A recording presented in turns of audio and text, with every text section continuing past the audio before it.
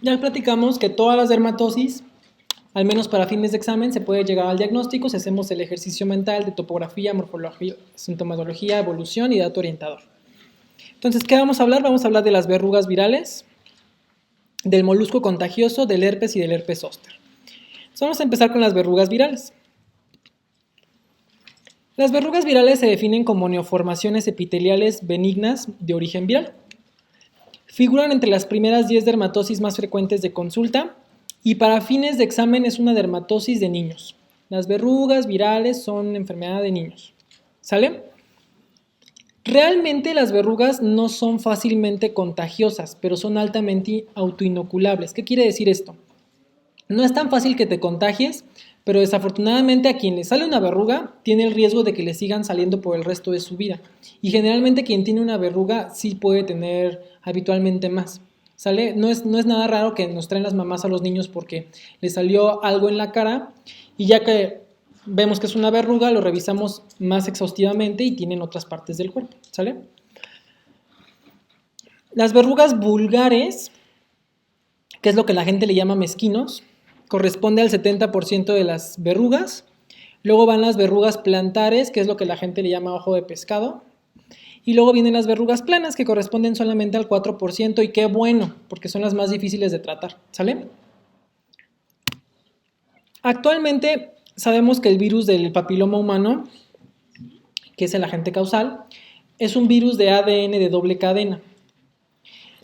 Actualmente ya hay más de 150 serotipos, van como en el 170, 178 si no mal recuerdo. Y podemos aprendérnoslo de los pies hacia la cabeza, de abajo hacia arriba. 1, plantas. 2, manos. Y 3, cara. Porque el 1 es el que predomina en las plantares, por lo tanto es en los pies. El 2 es el de los mezquinos, que es el que predomina en las manos. Y el tipo 3 es el de las planas, que las verrugas planas clásicas salen en la cara. No es que no puedan salir en otro lado, pero las clásicas de libro, de examen, de caso clínico, es en la cara. Algunos que no vamos a abordar, pero vale la pena solamente saber que existen. El 5 se asocia a epidermodisplasia verruciforme. Recuerden que la epidermodisplasia verruciforme es una predisposición genética a tener infección por virus del papiloma humano y hacen muchas verrugas. Son los típicos casos morbosos de los hombres a árbol y esas cosas. Es esto, son epidermodisplasias verruciformes, ¿va? El 6 y el 11 típico y preguntable siempre y en todos lados. Condilomas acuminados. Y 16 y 18, cáncer cervicouterino. No porque no puedan ser otros, pero estos son los clásicos, ¿de acuerdo? Como todo en dermatología, el diagnóstico es clínico, o sea, se basa en el interrogatorio y la exploración física. Y solamente cuando hay duda diagnóstica se pueden hacer biopsias de piel y ya si eres muy sofisticado o existe mucha duda, se pueden hacer PCR. Ya quedamos que las verrugas plantares, vamos a empezar con ellas de abajo hacia arriba, son su nombre coloquial ojo de pescado, ya quedamos que es BPH del tipo 1.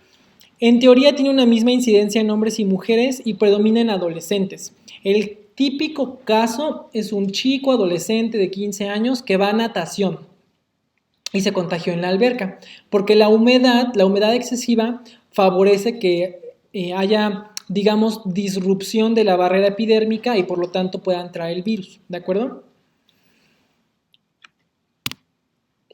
La topografía, pues su nombre lo dice, son las plantas. Y se caracteriza por estas neoformaciones exoendofíticas de aspecto crateriforme con estos puntos negros. A estos puntos negros corresponden a vasos trombosados, porque las verrugas son verdaderos tumores. Entonces, como buen tumor, tienen angiogénesis. Y esos, como buen tumor, son vasos mal hechos. Entonces se trombosan fácilmente y representan esto, ¿de acuerdo?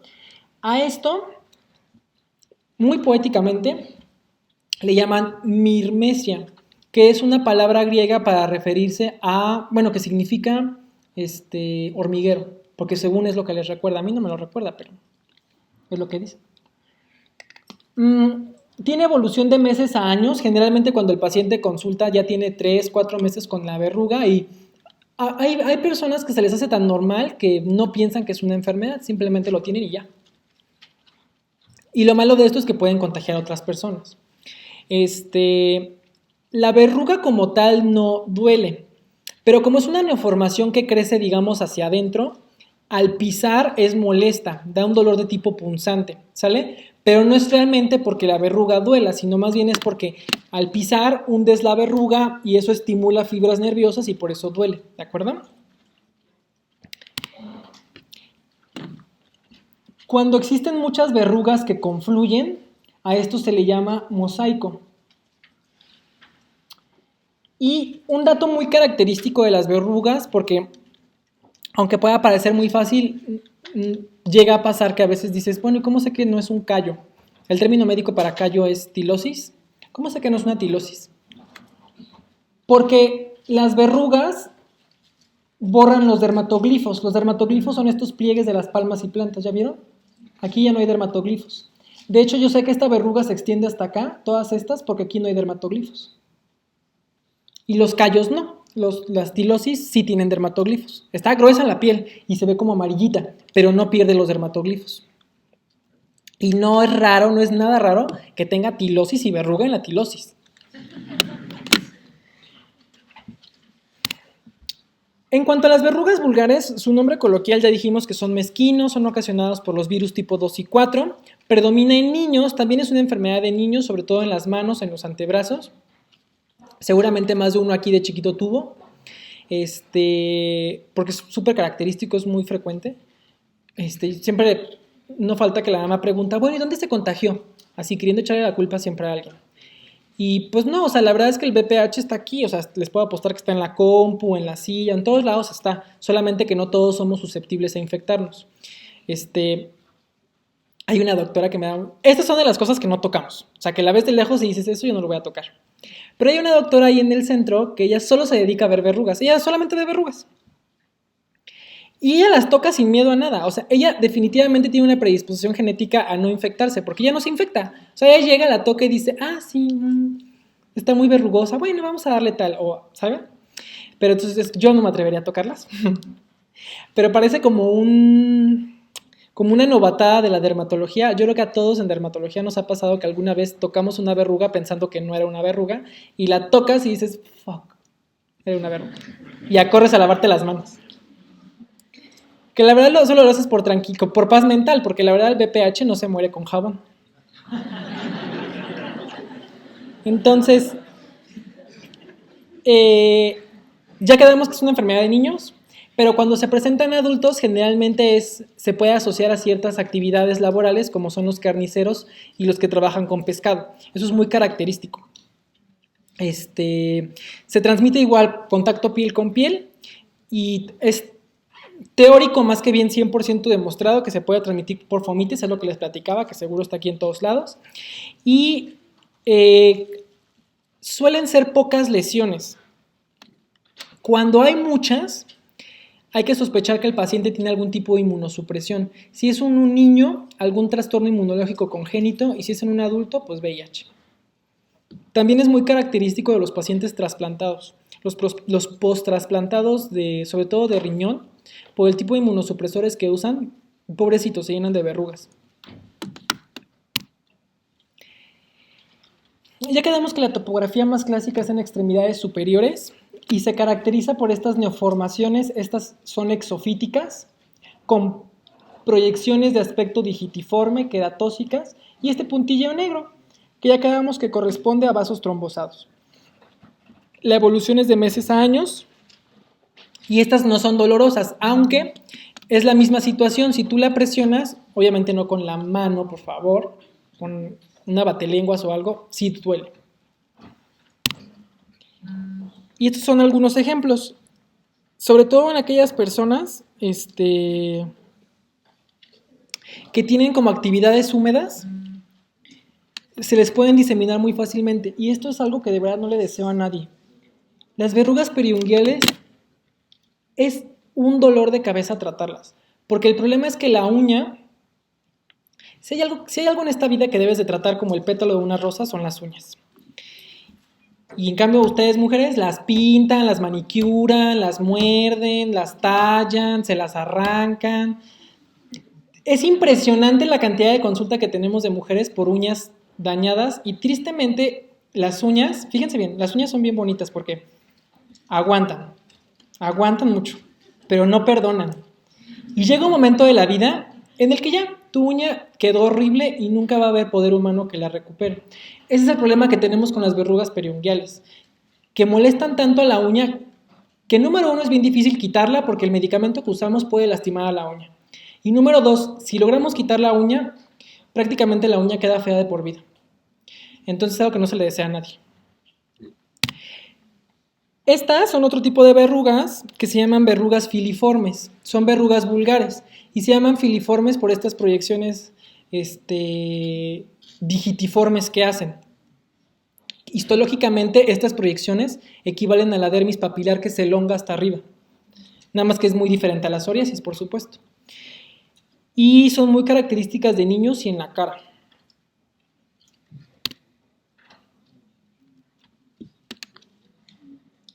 Como, en teoría, o sea, no dan síntomas, pero como los niños se agarran mucho la cara, es muy característico que les salgan incluso hasta en fosas nasales.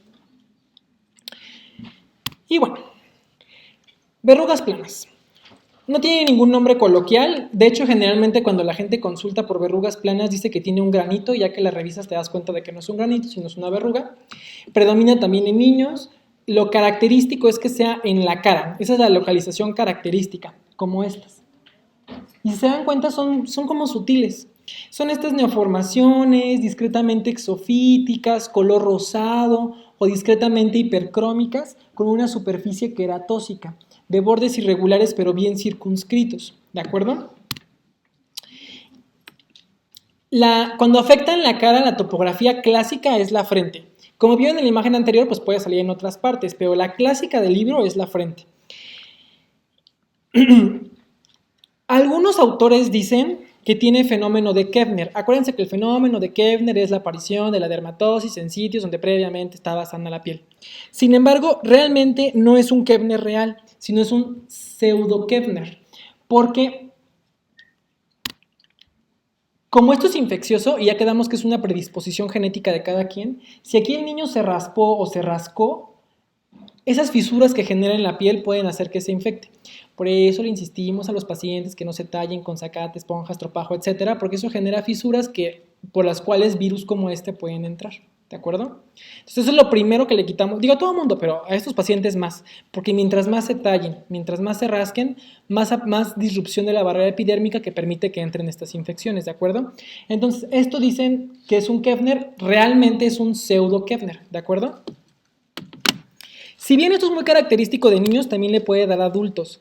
La zona de la barba es otra pesadilla, porque evidentemente con el rasurado favorece que se generen fisuras en la piel por las cuales se disemina el virus y genera la infección. Pero la más característica es esta. Y así son, así llegan a la consulta, miles de verrugas planas. Y, o sea, la verdad es que a ojos con poca experiencia a lo mejor lo podrían ver y dicen, ay, son comedones. Pero, pues no. El tratamiento de las verrugas yo siempre le explico a los pacientes para que me entiendan y se los voy a compartir. Yo siempre les digo, la verruga es como la casita del virus. Para matar al virus tenemos que dejarlo sin casita. Entonces el tratamiento no es un cariñito a la piel, arde, pica, duele y la abre. Y eso es normal, porque es lo que queremos. Al virus del papiloma humano, su platillo predilecto es la capa granulosa. Ahí es donde vive. Entonces para matarlo tenemos que dejar esa zona de piel sin capa granulosa. Pero en el proceso, la verdad es que los medicamentos no eligen, ay, solo voy a llegar hasta la granulosa. Pues no. Destruyen toda la epidermis. Entonces son tratamientos destructivos. Entonces fíjense bien. Para el caso de verrugas planas, se utiliza el ácido retinoico. El mismo ácido retinoico que se usa para el acné, pero se utiliza una concentración muy alta y se pone puntualmente en cada verruga. ¿Y eso qué es lo que estimula? Una destrucción, porque se acuerdan que habíamos quedado que los retinoides normalizan la queratinización. Entonces, como normalizan la queratinización, exponen al virus al sistema inmune. Entonces el sistema inmune va y lo ataca. Entonces genera inflamación, arde, pica, da comezón. Eso para las verrugas planas. Para otros tipos de verrugas utilizamos ácido salicílico. Hay presentaciones comerciales y en el Pascua usamos mucha formulación magistral. Y entonces lo que hace literalmente es destruirlo, pero destruirlo al grado de dejar un cráter. Ya que dejó cráter, ya podemos decir que ganamos y ya dejamos que la piel cicatrice normal. Como solamente es un trastorno de la epidermis, o sea, no llega a dermis reticular, no tiene por qué dejar cicatriz, pero siempre hay que explicarle bien a los pacientes, estarlos citando, porque no falta que ya tiene una úlcera y se lo sigue poniendo. Entonces, y pues nada más. ¿Dudas de las verrugas? ¿Hay una recomendación respecto al tratamiento pediátrico? No, es lo mismo. Es que la mayor parte de esto es en niños, entonces usamos lo mismo. También se pueden quitar quirúrgicamente, como son lesiones muy superficiales, son cirugías muy chiquitas. Ah, qué bueno que me acordé. No se queman, porque si se queman, al que lo queme, su castigo divino es que le salga un papiloma laríngeo. Cuando ustedes queman con electrofulguración una verruga, el virus del papiloma humano volatiliza. Lo inhalas y te salen verrugas en la nariz y en la laringe. Y no es nada raro, ¿eh? Incluso dermatólogos que no lo saben luego llegan a consulta con nosotros por eso, por verrugas intranasales. Obviamente eso ya no nos toca a nosotros, se manda al otorrino. Una vez que se quitaron, ¿existe el riesgo de que lo vuelvan a presentar? Claro, porque acuérdate que es una predisposición genética. Yo siempre les digo, porque al paciente le encanta preguntar, sobre todo a las mamás, ¿nunca más le va a volver a salir? No. Nada en la piel tiene palabra de honor, nada. Hasta un lunar que quites puede volver a salir. Eso siempre se les explica a los pacientes. No le puedes asegurar curación. En la dermatología siempre existe el riesgo de recidiva. ¿Qué más? Pero no hay inquietud, digamos, en que existiera un Ah, bueno, sí. Muy buena pregunta. Hasta el 65% de las verrugas desaparecen solitas en 2 años. El problema es que en esos 2 años se siguen saliendo más.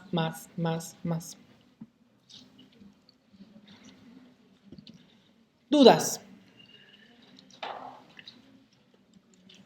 ¿Ya? ¿Nada de dudas de verrugas? Doctor. ¿Ya? ¿Ya no te quedan dudas de las verrugas? Sí, tú. ¿Tú qué preguntabas con mucha euforia de las verrugas?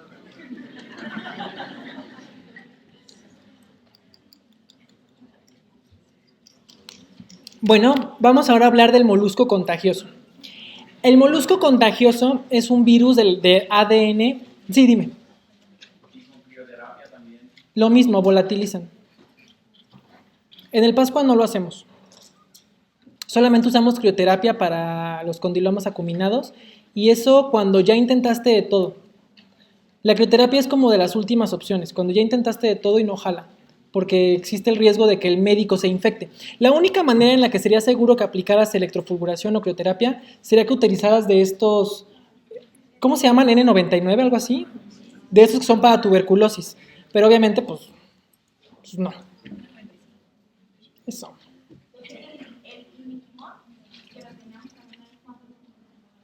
El imiquimod, o sea, sí aparece acá, la verdad casi no lo usamos. Se utiliza más bien para verrugas, para condilomas genitales. El imiquimod lo que hace es que es un estimulador del sistema inmunológico. Activa receptores tipo TOL, es súper potente, es súper irritante. La gente generalmente no lo aguanta, sobre todo porque lo usamos en genitales. Lo llegamos a utilizar en la cara cuando no jaló con el ácido retinoico, pero eso ya es muy avanzado, no me parece preguntable. ¿Dudas? El ácido retinoico, ¿a qué concentración se utiliza y se debe dejar durante cierto tiempo? Sí. ¿O ahí se queda? El que usamos viene al 0.1%. Solo hay una presentación comercial en México que se llama Retin A, Retin espacio A, crema. Es la única presentación que hay en México. Se pone con un palillo en la verruga y se deja toda la noche. Y en la mañana se debe de lavar, porque si no lo lavas, reacciona con la luz y te quema. Por eso lo pones y te acuestas a dormir y en la mañana lo primero que haces al despertar es lavarlo. ¿Dudas?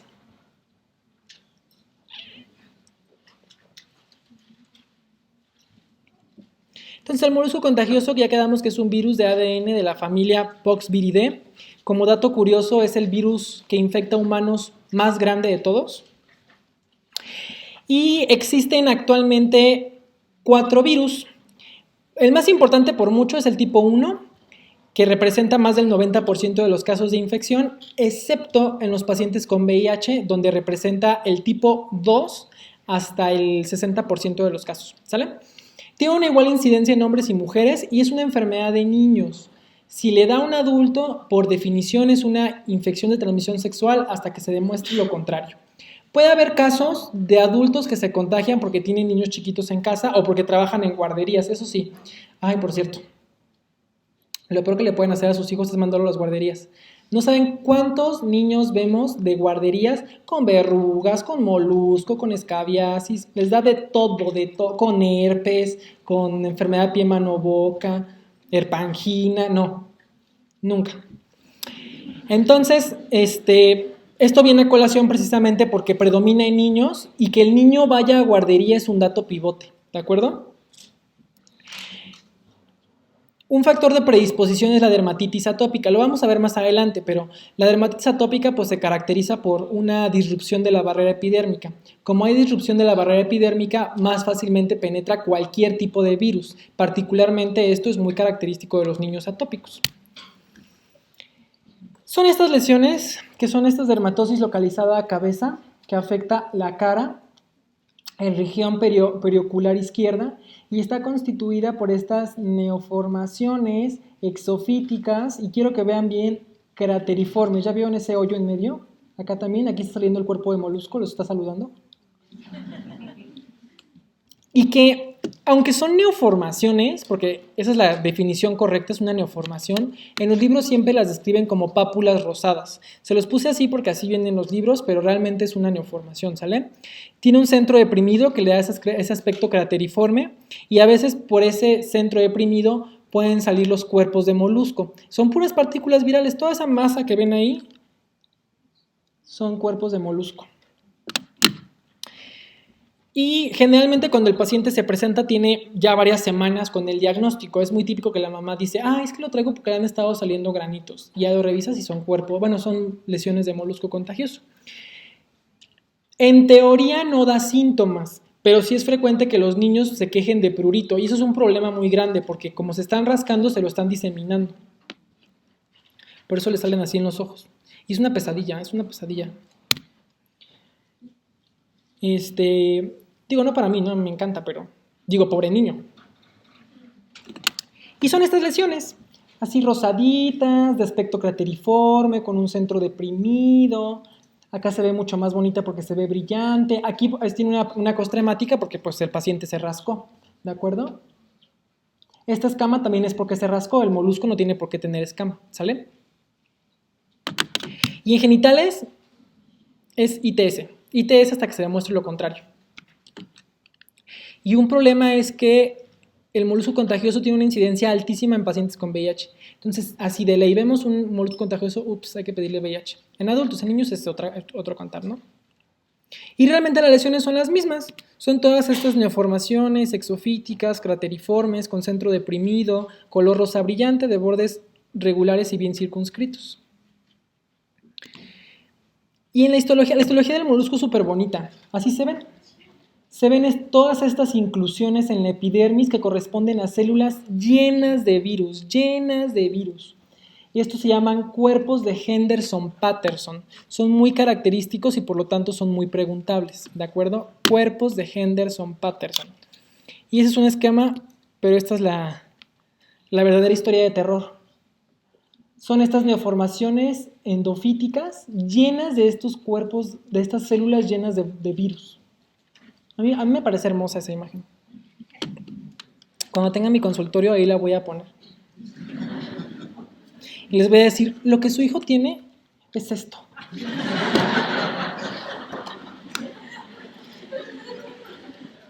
Muy bien. Y bueno, fotos de microscopía electrónica de barrido, solo para mostrarles otra vez lo mismo, los cuerpos de Henderson-Patterson. Pues la misma. El diagnóstico es clínico, se puede corroborar por biopsia, ya vieron cómo se ven los cuerpos de Henderson-Patterson, y el tratamiento de los moluscos es el mismo que el de las verrugas, es un tratamiento destructivo. Existen muchas opciones de tratamiento, la que viene en el número 1 en los libros es el curetaje. A mí se me hace una salvajada, a mí no me gusta, yo no hago curetaje, yo hago otros procedimientos, y pues bueno... es una salvajada porque literalmente es ir quitándoselos. La cureta es una estructura en forma como de cucharita muy afilada aquí. Y literalmente lo que hace es irlo arrancando. A mí se me hace una salvajada, a mí no me gusta hacerlo, yo no lo hago así. Pero bueno, es lo que viene en los libros y se lo deben saber para el examen.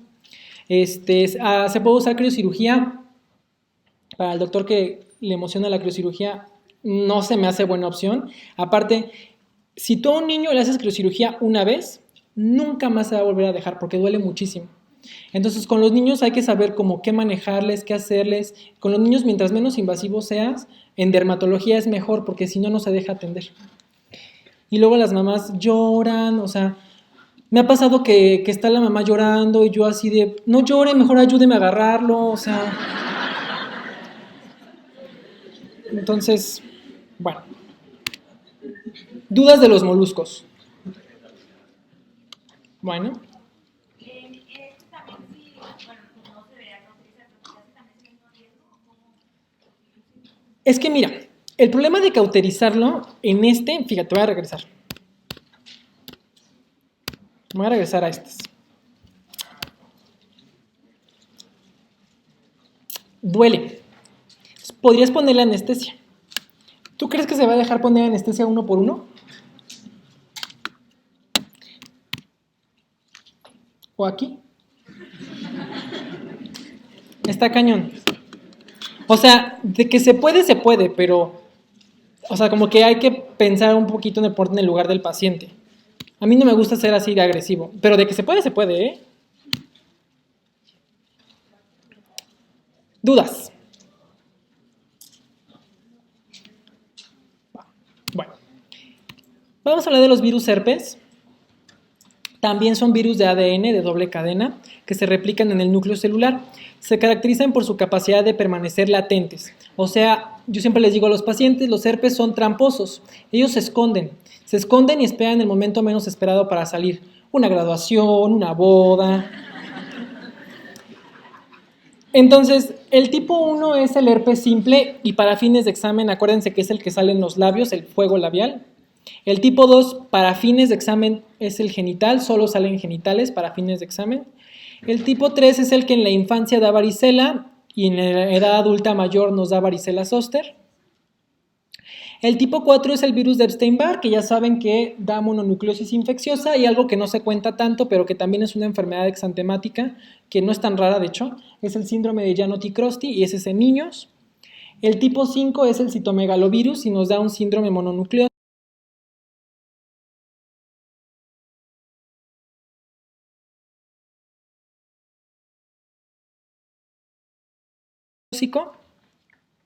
El tipo 6 y 7 ya saben que en la infancia nos da el exantema súbito o sexta enfermedad y su contraparte en el adulto es la pitiriasis rosada de Gibert. Y el tipo 8, bueno, ya saben que es el sarcoma de Kaposi en pacientes con SIDA. Esta imagen está súper bonita porque demuestra la historia natural de las lesiones de herpes. Las lesiones de herpes siempre empiezan así. Vesículas con una base eritematosa que tienden a agruparse como racimos de uvas. Esas vesículas son de contenido claro, pero a medida que envejecen, se van haciendo turbias. Y realmente no se hacen turbias por pus, más bien se hacen turbias porque acumulan proteínas. Que finalmente la pus es eso, o sea, la pus es acumulación de proteínas y detritus celulares. Que lo asociemos con infección, bueno, eso es otra cosa. Entonces, se hace turbio. Y ya habíamos platicado que cuando se abre, pues deja esta secreción, que al secarse forma costras, y esto ya es cuando ya resolvió, que ya está empezando a formar más bien manchas residuales. Es el herpes tipo 1, entonces, bueno, esto se los menciono porque pues básicamente esta es la evolución natural de todos los herpes. El herpes 1, el herpes 2, el herpes 3, sea varicela o sea zóster, y ya los demás, eso sí ya cambia. Entonces, el herpes 1 es el agente causal del herpes orolabial. Ya ven que le dicen pues fuego labial. Y la primoinfección es lo que se llama gingivoestomatitis herpética, que más bien es de niños. Y la segunda fase es la enfermedad recurrente, la típica persona que dice que cada vez que se estresa le sale. Cuando te da de niño, la primoinfección es súper aparatosa. Se llenan de vesículas en la boca, paladar, faringe, en las encías. Es súper doloroso. En cambio, cuando te da de adulto, la primoinfección generalmente es asintomática. Se estima que el 90% de los adultos ya tenemos anticuerpos contra estas partículas virales. Y se contagia por fluidos, principalmente saliva. Por eso no es raro que haya bebés que por darles besitos se contagian de herpes. Les decía que la primoinfección es la gingivoestomatitis herpética en niños. En adultos generalmente es asintomática. Y si es sintomática, aguas, porque a lo mejor tiene VIH. Y la gingivoestomatitis herpética predomina en niños. Se trata de estas vesículas y pústulas que rápidamente progresan a erosiones. Y son estas lesiones que vemos aquí. Esto fácilmente podría confundirse con un impétigo. Pero ¿cuál sería la diferencia? No, porque las del impétigo también son amarillas. Tampoco. Duelen. El herpes duele. El herpes, para que sea herpes tiene que doler. Si no duele, no es herpes. Solamente a los pacientes con VIH que tienen SIDA, o sea, me refiero CD4 de menos de 200, no les duele el herpes. Pero fuera de ellos, el herpes duele. ¿De acuerdo? Entonces, inicia 3 a 7 días después del contacto y los pródromos son como para cualquier enfermedad viral, así como muy inespecíficos, como que se siente mal, mialgias, y tiene una resolución espontánea en 2 a 4 semanas. Realmente lo que es aparatoso son las lesiones en la boca. Y fíjense bien, esta foto está bien bonita porque es lo mismo que vemos, estamos viendo en la boca lo mismo que vemos en la piel. Aquí ya está erosionado, pero ya vieron esa base eritematosa, cómo la dibuja bien bonito. Ahí hubo vesículas, ¿sale? Lo que estamos viendo son erosiones. Y se ve blanco por la fibrina, pero eso es una erosión, ¿de acuerdo? Y bueno, la enfermedad recurrente en el adulto, hasta el 50% de los pacientes que han experimentado herpes tienen recurrencias y se puede desencadenar por algún tipo de estrés físico, como los cambios de temperatura súbitos. Por eso es muy común que la gente diga que fue a la playa y cuando regresó aquí a la Ciudad de México el cambio de clima le desencadena el brote. Las infecciones, es muy frecuente que tuvieron una infección gastrointestinal, una infección de vías urinarias en las mujeres y les brota el herpes. Y bueno, ¿cuál es la topografía característica? Bueno, voy a aprovechar esta foto para mostrarles cómo dividimos los labios en dermatología. Toda esta zona que circunscribe muy bonito este pliegue es labio cutáneo superior, labio cutáneo inferior, aquí ya no porque esto ya es mentón, labio cutáneo inferior. Esto rosita es labio vermellón y se llama vermellón precisamente porque vermellón es un color y es el color del labio. Y esto es labio mucoso. Entonces el herpes clásico afecta el labio vermellón. Ya quedamos que son vesículas agrupadas sobre una base eritematosa. Muy poéticamente le han descrito a esto como gotas de rocío sobre pétalo de rosa. Y aquí están. Y bueno, pues el diagnóstico clínico. Se puede corroborar, esto es muy típico. La verdad es que en la práctica diaria prácticamente no lo hacemos, pero es muy típico que se corrobora con un frotis de Zank, en el cual vemos las células en bolsa de canicas. Ahorita les voy a mostrar una imagen. Dependiendo de a qué lesión se le haga frotis, mejora la sensibilidad. De por sí la sensibilidad es bajita, pero bueno, si se le hace una vesícula es mucho mejor que tomárselo una costra. Y bueno, pues hace mucha lógica, ¿no? Si recordamos que la costra es una lesión que ya está seca, que ya está residual, que ya va de salida. Y en aspectos ya mucho más sofisticados se pueden hacer cultivo, anticuerpos séricos o PCR. Y esta es la célula gigante multinucleada en bolsa de canicas, que son estas células que tienen muchos núcleos. Y tienen muchos núcleos porque están alterada su mitosis por la infección herpética. ¿De acuerdo? Bueno, acuérdense del libro. El tratamiento del libro se inicia en las primeras 72 horas. Si ya pasaron más de las 72 horas, ya no sirve de nada darle el tratamiento. Y esto es porque realmente el antiviral lo único que hace es evitar que el virus se siga replicando. Pero el virus que ya está, lo tiene que eliminar solito tu cuerpo. Después de las 72 horas ya tu cuerpo ya lo va a eliminar solo, entonces por eso ya no tiene caso que le des el antiviral. En la práctica, pues sí, se lo das. Si llega con una semana, pues ya se lo das, pues Pero realmente para fines de examen es 72 horas. O sea que si en el examen les ponen que lleva 4 días, la respuesta es ya no le doy el antiviral. ¿De acuerdo? Para fines de examen. Para la primoinfección se utilizan cualquiera de estas dos dosis. Les puse en negrita esta porque es la que sugieren los CDC. 400 cada 8 por 7 a 10 días. Pero es exactamente, o sea, en la práctica es exactamente lo mismo que dar 200. Pero se las puse la primera en negrita porque me parece que es más preguntable por ser, digamos, la más oficial. Pero realmente si ustedes revisan libros y guías, aparecen las dos, ¿sale? Para las recurrencias es la misma dosis, solamente que por la mitad de días. 400 cada 8 por 5 días, ¿va? Ahora, existen pacientes que tienen brotes muy recurrentes, muy recidivantes, que son aquellos que tienen más de 6 episodios por año. O sea, muchísimo, o sea, como tener un brote de herpes cada 2 meses. Esos pacientes son candidatos a terapia supresora. Se le da una dosis de aciclovir de 400 cada 12 por 4 a 6 meses, o sea, muchísimo, ¿de acuerdo? Pero eso es lo normal. Y aún así nadie les garantiza que no le vuelva a salir. Cosas que deben de saber para inmunosuprimidos, o sea, un paciente con SIDA que tiene una erupción herpética muy severa, una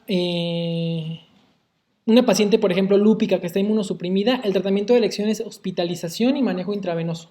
Por lo que si en el ENARM les cuentan el caso de un paciente que tiene alguna inmunosupresión y tiene herpes, la respuesta correcta es referencia al siguiente nivel de atención o manejo intravenoso, ¿de acuerdo?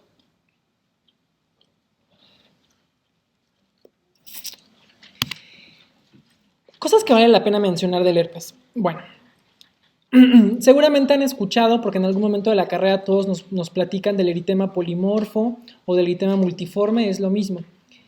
Y si yo les preguntara a qué se asocia el eritema multiforme, ¿cuál sería su primera respuesta?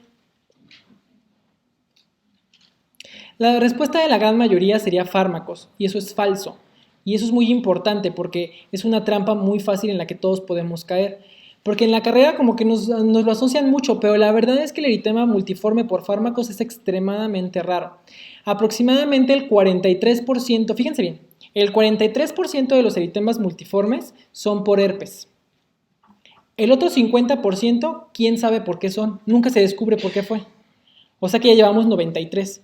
Y de ese 7% que quedó, solamente como 1% es por fármacos. Entonces, aguas. Cuando vean un eritema multiforme, o sea, si es por medicamentos, publíquenlo, porque es muy raro. Entonces, es una reacción que puede presentarse, es una reacción de hipersensibilidad, es una reacción como, no exactamente, pero digamos como alérgica al virus del herpes, ¿de acuerdo? ¿Qué otra cosa puede pasar? Hay una cosa que se llama erupción variceliforme de Kaposi o eczema herpético. Le pasa mucho a los pacientes con dermatitis atópica. Bueno, no mucho, afortunadamente. Más bien es característico de ellos. Que es que se llenan de herpes en las lesiones de dermatitis atópica. Entonces parece como si les estuviera dando varicela, pero no es varicela. Es simplemente un herpes simple que se diseminó demasiado en una piel que estaba previamente lastimada. Puede generar infecciones oculares como estas que se muestran acá y la peor expresión de una infección herpética sería la meningitis herpética, ¿sale? Y este es un eczema herpético o reacción variceliforme de Kaposi. Este es un niño con dermatitis atópica. Conforme empieza la dentición, empiezan a generar más saliva y los niños con dermatitis atópica, su propia saliva les genera inflamación alrededor de la boca. Entonces, imagínense que le da un besito a alguien que tiene antecedente de herpes, pues se le brota aquí todo. ¿Sale? Y esa es la reacción variceliforme de Kaposi.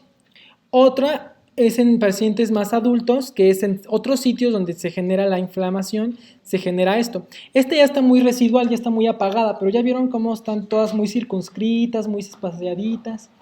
Aquí hubo vesículas, ¿de acuerdo? Y este es el eritema multiforme.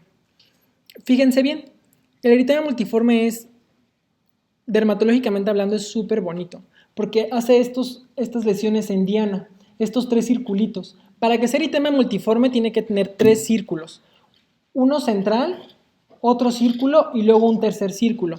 Y se llama multiforme o polimorfo porque pueden ser muchas lesiones elementales. Puede haber vesículas, puede haber pústulas, puede haber manchas, puede haber necrosis. Este solamente es un ejemplo, pero fácilmente podría reemplazarse esto por una ampolla con una zona central de necrosis y el eritema periférico, por poner un ejemplo. ¿Sale?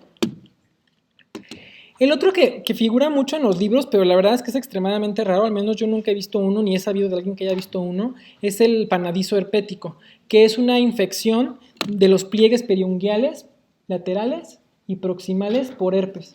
Y se asocia a amas de casa, a mujeres que tienen, bueno, personas que tienen mucho las manos húmedas, pero la verdad es que es muy raro. Dudas del herpes, simple. Ok. Entonces, el virus de la varicela zoster, que es el herpes 3, es una infección viral de la piel que sigue el trayecto de un dermatoma, ¿de acuerdo? Aunque esta imagen que les pongo aquí es de un niño, se las puse porque está muy representativa, muy bonita, la verdad es que es una enfermedad de adultos mayores. Y cuando se presenta antes de ser adulto mayor, aguas, porque puede tener VIH o algún factor de inmunosupresión. 2/3 de los casos se presentan en individuos mayores de 50 años y después de tener 85 años, la probabilidad de que tengas herpes zóster es un volado. Entonces, quienes lleguemos a más de los 85 años, hay que echarnos un volado diario a ver cuándo nos cae el herpes zóster. Tiene la misma incidencia en hombres y mujeres, ya quedamos que incrementan inmunosuprimidos. Y fíjense bien, si yo les preguntara cuál es la complicación más frecuente del herpes zóster, ¿cuál sería su respuesta? Neuralgia posherpética, muy mal. La neuralgia posherpética no, pero eso es una trampa y podría ser fácilmente preguntable en un examen. La neuralgia posherpética es la infección crónica más frecuente, pero la infección aguda más frecuente es el impétigo secundario, ¿de acuerdo? Es la complicación aguda más frecuente. Y la crónica, pues la neuralgia posherpética, ¿sale? Y es un error súper común, entonces aguas. Pues la topografía clásica es la afectación de los dermatomas que vienen en los espacios intercostales y pues son estas vesículas, numerosas vesículas que en algunas zonas tienden a confluir en ampollas con una base eritematosa, ¿de acuerdo?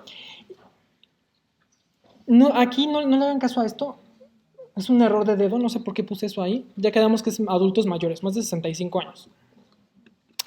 Es muy característico que primero empieza con hiperestesia, o sea, el paciente siente ardor. El paciente dice que le arde hasta el roce de la ropa. Eso es muy característico y más o menos en 2 a 3 días después desarrolla las vesículas y se autolimita en 10 a 15 días. Y esta es la clásica, esta es la del libro.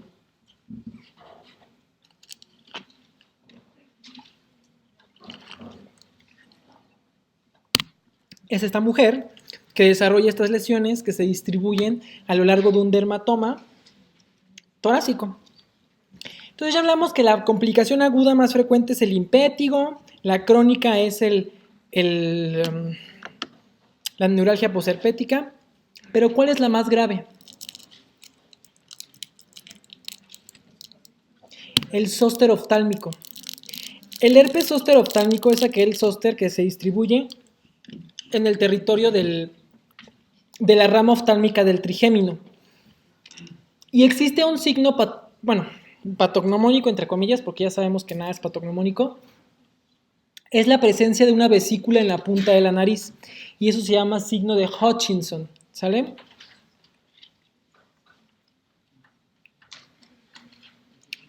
¿Y por qué es la complicación más grave? Realmente lo que es la complicación más grave es la queratitis herpética. Pero la queratitis herpética les da a los pacientes con herpes zóster oftálmico y es precisamente la infección del herpes de la córnea. Y es la más grave porque se quedan ciegos. Es una urgencia oftalmológica. Entonces, aguas. Si en el examen les aparece un herpes zóster oftálmico y una de las opciones es referencia al oftalmólogo, esa es la respuesta. Esa es la respuesta por encima de la ciclovir. Porque primero tiene que verlo el oftalmólogo. El oftalmólogo, bueno, además, para acabar rápido, todos aquí podemos tratar un herpes, pero no podemos tratar la queratitis herpética. Por eso esa sería la respuesta número 1, ¿va? El diagnóstico es clínico, se puede hacer un flotis de Sang para ver las células en bolsa de canicas. Y el tratamiento son dosis altas.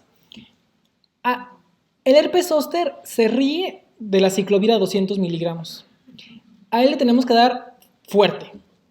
800 miligramos cada 4 horas, o sea, 5 veces al día por 7 a 10 días. Y es lo mismo en las primeras 48 horas, ¿de acuerdo? Al herpes zóster, que se le deja menos de esta dosis, no le hicieron absolutamente nada.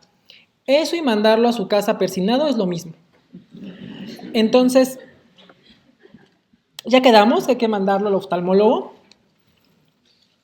Es importante que, así como está la variante del trigémino de zóster, también está la variante que afecta el facial. Y ese se llama síndrome de Ramsay-Hunt.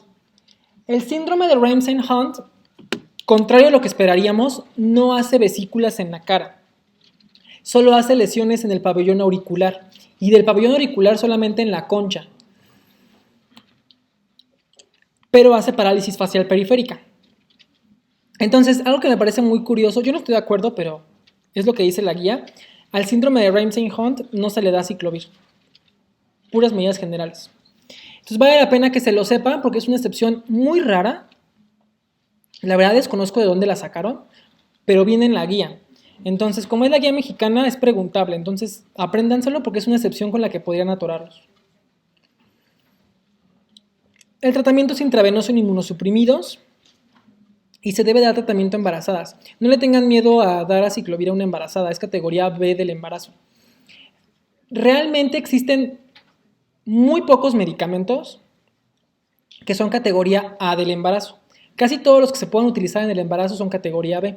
Entonces el herpes se trata con aciclovir. Si se encuentra una embarazada con herpes, hay que darle aciclovir, porque le va peor al bebé si le da herpes congénito a que si le das aciclovir. Aciclovir ni le hace nada. ¿Sale? Cosas importantes.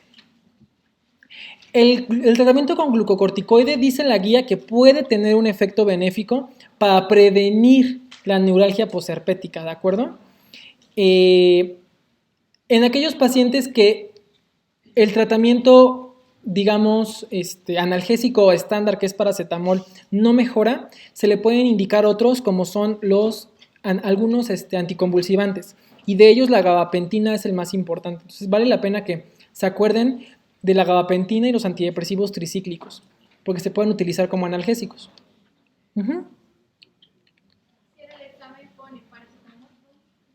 Sí, porque es el de primera elección. Solamente que te contaran que ya le dieron analgésico, no sé, paracetamol, ibuprofeno y no jaló, el siguiente paso sería un opioide. Y si no jaló con opioide, ya el siguiente paso sería o un anticonvulsivante como gabapentina o un antidepresivo tricíclico como amitriptilina o imipramina. Pero es muy raro que llegues a eso, la verdad. El esteroide también es en los de menos de 72 horas, ¿verdad? Más de 72 Sí. horas ya también no tiene. No, porque lo que quieres es bloquear la inflamación para que no destruya el nervio. Pero como ya después de las 72 horas la inflamación empieza a bajar, pues ya. O sea, lo que dañó ya lo dañó. Bueno, acuérdense que los antivacunas están de moda. Entonces, como las antivacunas están de moda, hay que sabernos bien las vacunas. Entonces, la vacuna para el herpes zóster existe en México. La guía desafortunadamente está muy desactualizada, es del 2008, casi 10 años, no, más de 10 años. Entonces, la información que traen no es lo más actual. Entonces, fíjense lo que les voy a decir, pero no lo anoten. La vacuna anterior era de virus vivos atenuados. Actualmente ya es recombinante. Pero como la que viene en la guía es la de virus vivos atenuados, apréndanse que esa es la única que hay en México. En la vida real no es cierto, pero apréndanse que esa es la única que hay en México. ¿Y por qué es importante eso? Porque acuérdense que las vacunas de virus vivos atenuados están contraindicadas en pacientes con inmunosupresión y en pacientes embarazadas. Entonces son cosas que son preguntables, ¿de acuerdo? ¿Dudas? ¿Y la higienización es igual que en la varicela? ¿Es el mismo agente? La impetiginización siempre es por Staph aureus. En la guía aparece epidermis. En infecto, igual que en ahorita, Sí. pero en la guía sí dice que es citococo, perdón, cornipióperis. Es que acuérdate que de los impétigos, el más frecuente es por Staph aureus, pero se los puse ahí que generalmente está Staph aureus y llega el Streptococcus pyogenes también. Pero de hecho, el impétigo por definición debe ser Staph aureus, porque de ahí viene el nombre. Acuérdate que la costra melicérica, melicérico significa que nos recuerda a la miel y es por ese color dorado. Y ese color dorado es por el estafilococo dorado, el Staphylococcus aureus. ¿Dudas? El tratamiento en el eritema multiforme también es simple análisis del herpes o Si es por un herpes, sí. Pero más bien estás tratando el herpes, no el eritema multiforme. El eritema multiforme son medidas generales. ¿Dudas?